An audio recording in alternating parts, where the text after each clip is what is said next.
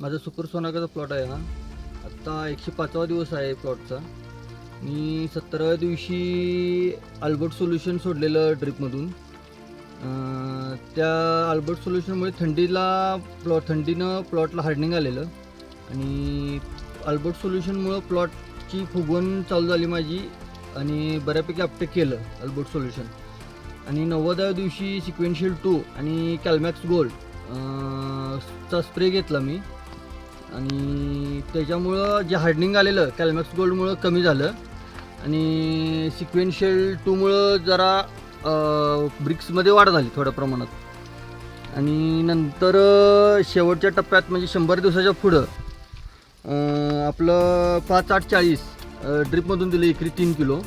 त्याच्यामुळं फुगवण्याला बऱ्यापैकी चांगला फरक पडला आणि आपल्याला त्याचे रिझल्ट चांगले भेटलेले आहेत. मी वापरले, तुम्ही पण वापरा, रिझल्ट चांगले आहेत त्याची.